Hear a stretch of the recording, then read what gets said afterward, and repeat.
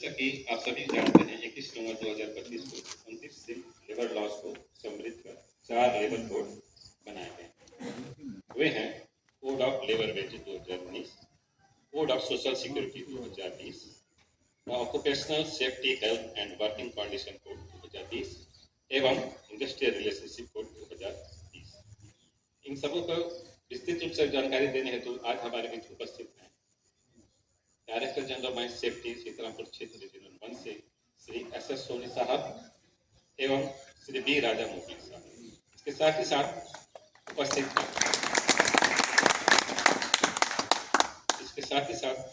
हमारे श्री सुकमल दास साहब जो हमारे एरिया सेफ्टी एवं अभिकर्ता महोदय श्री आर एन तिवारी साहब, साथ ही साथ उपस्थित हैं हमारे कोलियरी के प्रबंधक महोदय श्री सौरभ साहब।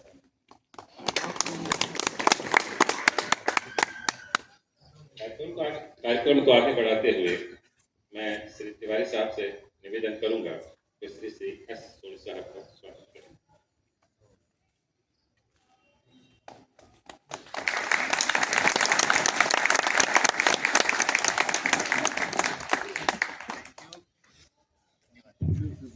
मैं श्री सुकुमल दास साहब से आग्रह करूंगा कि वे आगे बढ़कर श्री बी राजा मोहम्मद साहब का स्वागत करें।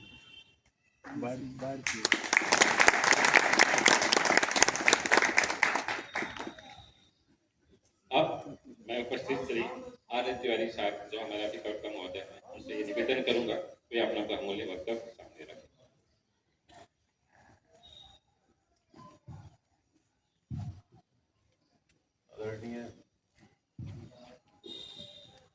आदरणीय हमारे director mine safety Soni sir, deputy director mine safety Mogli sir, हमारे सहयोगी area safety officer Sukamal Das sir, BSD colliery के मैनेजर, सभी हमारे कर्मचारी वृंद, स्टाफ ऑफिसर और जेसीसी मेंबर्स, आज मैं बीएसडी कुलियरी के परिवार की ओर से डायरेक्टर साहब और डिप्टी डायरेक्टर साहब का हार्दिक अभिनंदन और स्वागत जनाता हूं। और जैसा कि पांडे जी अभी बताए कि 21 तारीख को पिछले 21 तारीख को सेंट्रल गवर्नमेंट द्वारा कुछ लेबर कोड को संशोधित कर लागू किया गया है, उसके बारे में विस्तृत जानकारी देने के लिए हमारे डायरेक्टर साहब और डिप्टी डायरेक्टर साहब यहाँ उपस्थित हुए हैं। और उनका जो भी विशेषता है, जो विशेष उससे लाभ हमारे श्रमिकों को होगा, हम सभी को होगा, उसके बारे में जानकारी देंगे। बहुत सारा उसमें सुविधा भी किया गया है, जैसे 29 जो लेबर लॉज थे उनको यूनिफाई करके अभी 4 कोड में लाया गया है। इस तरह से महिलाओं को कुछ सुविधा दिया गया है। महिलाओं के बारे में जो सिर्फ दिन पाली तक काम करने के लिए उनका व्यवस्था था, उसको अभी वो सेकेंड शिफ्ट नाइट शिफ्ट में भी ड्यूटी कर सकते हैं अपना कंसेंट देकर। उसके लिए प्रबंधन को सुरक्षा प्रदान करना होगा। और इस तरह का बहुत सारा ये है, जैसे कि आपका पहले वर्क प्लेस में इंजरी होता था तो उसके लिए ही कंपनी इंजरी का सुविधा देता था, लेकिन अब आपका घर से और वर्क प्लेस तक आने के टाइम में अगर किसी तरह का किसी को कोई इंजरी होता है तो उसमें भी कंपनी को इंजरी मानकर, इंजरी ऑन ड्यूटी मानकर उसका लाभ देना होगा। और उसमें भी जो हमारे कंपनी का प्रावधान और डीजीएमएस का जो भी निर्देश होगा और हमारे जो माइंस एक्ट के आधार पर जो भी व्यवस्था होगा उसके हिसाब से उसको लागू किया जाएगा। तो इन सब बातों को ही विस्तृत रूप से जानकारी देने के लिए हमारे डायरेक्टर साहब आए हुए हैं। पुनः मैं एक बार उनका स्वागत जनाता हूं। धन्यवाद। अब मैं श्री एस सोनी साहब से निवेदन करूंगा तो अपना बहुमूल्य वक्तव्य रखें। इस बीएसडी कॉलेज के अभिकर्ता श्री तिवारी साहब और प्रबंधन के सभी सदस्य और एरिया सेफ्टी ऑफिसर, उपस्थित समस्त कामगार साथी, महिलाएं एवं प्रेस मीडिया के साथियों, आप सभी का हार्दिक अभिनंदन। जैसा कि आपको जानकारी दी गई है कि भारत सरकार ने कामगारों की सुरक्षा को सुनिश्चित करने के लिए और उनके हितों को ध्यान में रखते हुए एक कोड लागू किया है जिसका नाम है occupational health safety and working condition code, occupational safety health and working condition code 2020।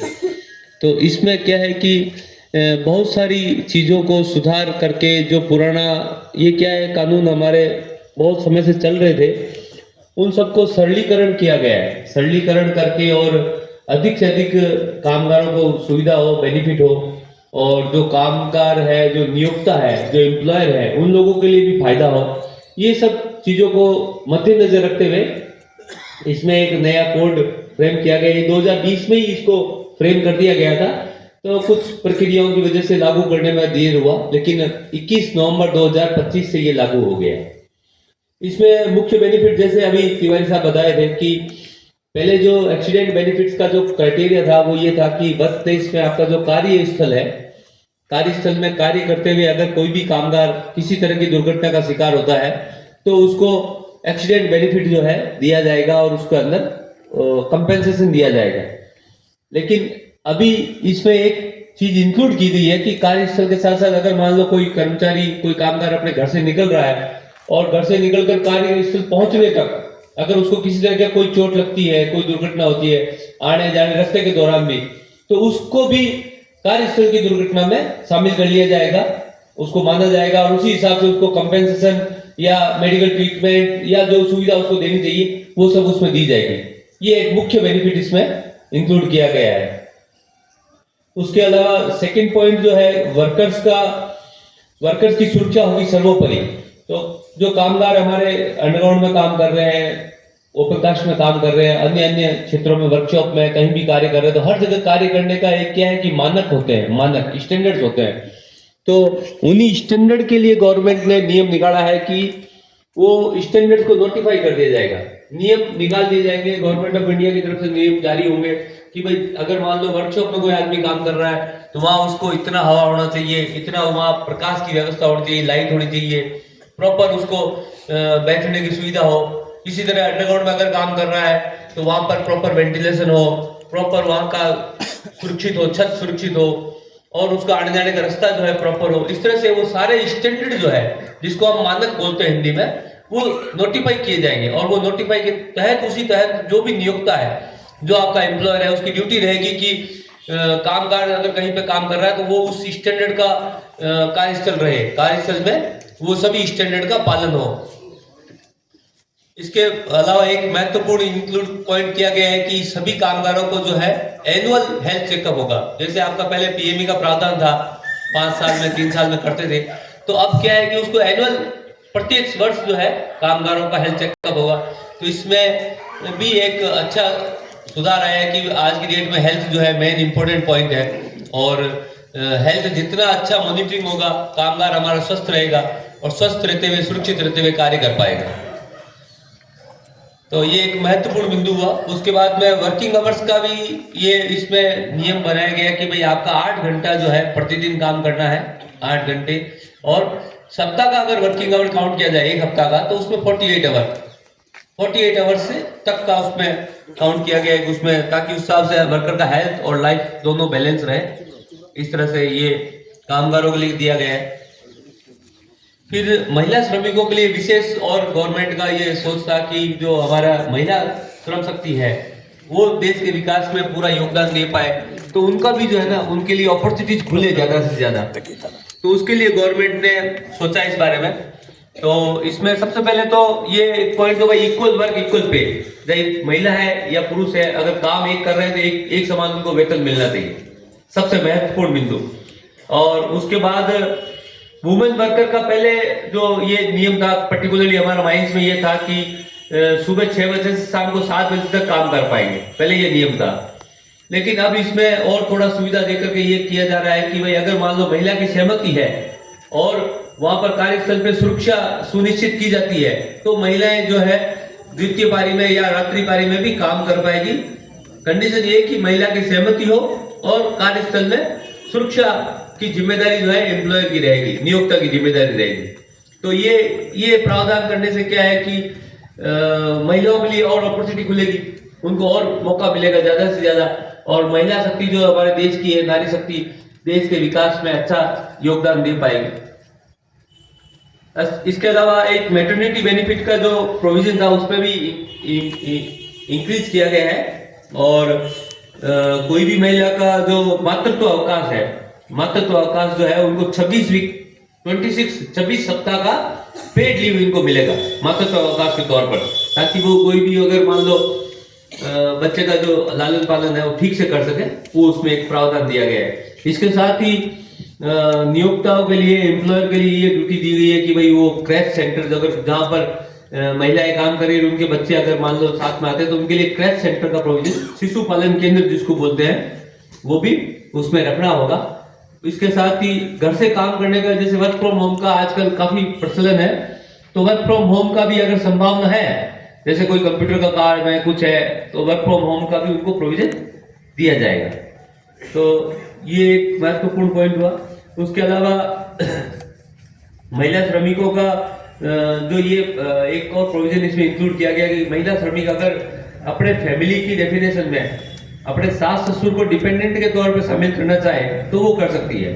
जो उनका इन-लॉज होता है लेडीज का, तो सास ससुर को भी वो डिपेंडेंट के तौर में शामिल करने का ऑप्शन उनको मिलेगा। तो ये महिलाओं के लिए हुआ, तो बहुत इंपॉर्टेंट। उसके अलावा जो हैजार्डस वर्क है, जैसे कि माइनिंग का भी हमारा एक हैजार्डस वर्क ही आता है, उसके लिए ऑलरेडी इसको ये कर दिया गया है कि भाई सभी जैसे माइनिंग वर्कर है, इसके अलावा फैक्ट्री में भी जहाँ हैजार्डस वर्क है वहाँ एनुअल हेल्थ चेकअप होगा। उसके अलावा स्टैंडर्ड्स जो नोटिफाई किए जाएंगे, और लेडीज के लिए इसमें दिया गया है कि भाई वुमेन को सभी इस्टेब्लिशमेंट में काम कर सकेंगी, including underground mining, heavy machinery और हैजार्डस जॉब, जिससे इक्वल जॉब अपॉर्चुनिटी सुनिश्चित होगी।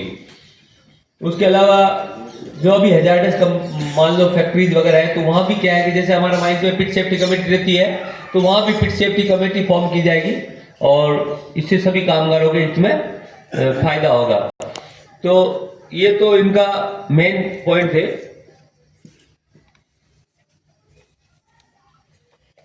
तो इसके बारे में occupational safety health and working condition code 2020 के बारे में जो जैसे ऑलरेडी आपको जानकारी दी गई है, इसमें पहले क्या कि 13 एक्ट्स थे। जैसे हमारा माइंस एक्ट है, माइंस एक्ट का बारे में आप जानती ही हो। माइंस एक्ट की तरह और भी बहुत सारे एक्ट जो थे, उसमें 13 एक्ट थे टोटल। जैसे फैक्ट्रीज एक्ट है, माइंस एक्ट है, plantation labour act, working journalist act, the motor transport worker act, bidi cigar worker act, contract labour act, the sales promotion employ act, inter state migrant worker employment act, the cine worker and cinema theatre worker act, the dock worker act, the building and the construction worker regulation of employment and condition of service act 1996। इस तरह से करके 13 act थे। तो सारे act को मिला करके एक उस कोड में डाल दिया गया, जिसका नाम है occupational safety health and working condition code. इसी तरह ये एक्ट के अंदर में 620 जो है आपका सेक्शन थे, प्रोविजन थे, उसमें से उनको कम करके सरलीकरण किया गया। उनका सरलीकरण करके उनको 143 में समायोजित कर दिया गया। उसके बाद में इन्हीं एक्ट के तहत जो है जो रूल्स बनाए गए थे, जैसे माइंस रूल था और जो दूसरे रूल थे, तो 868 रूल्स बनाए गए थे।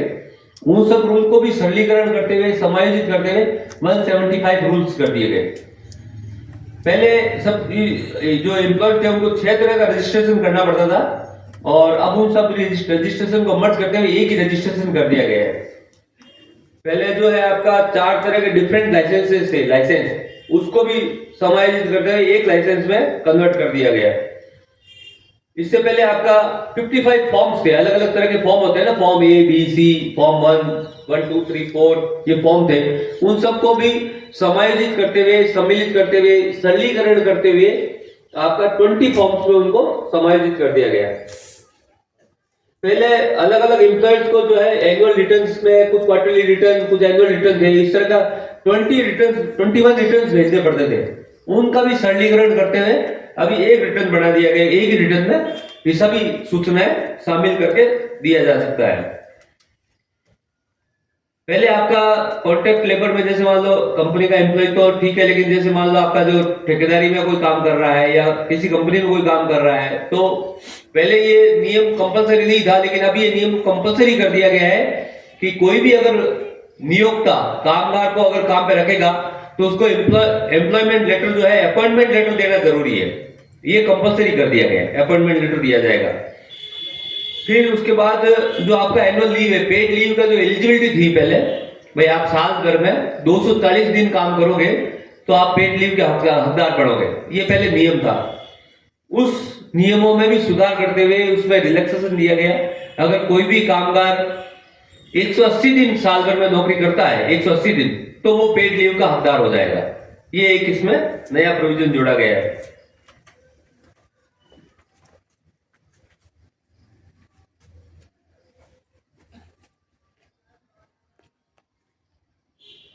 इसी तरह आपका जो एनुअल हेल्थ चेकअप के बारे में बताया है कि एनुअल हेल्थ चेकअप इसको संबंधित होंगे। और मैं सभी बेजडी परिवार के सदस्य को भी धन्यवाद देना चाहता हूं कि आपने धैर्य से सभी बातों को सुना और समझा। धन्यवाद।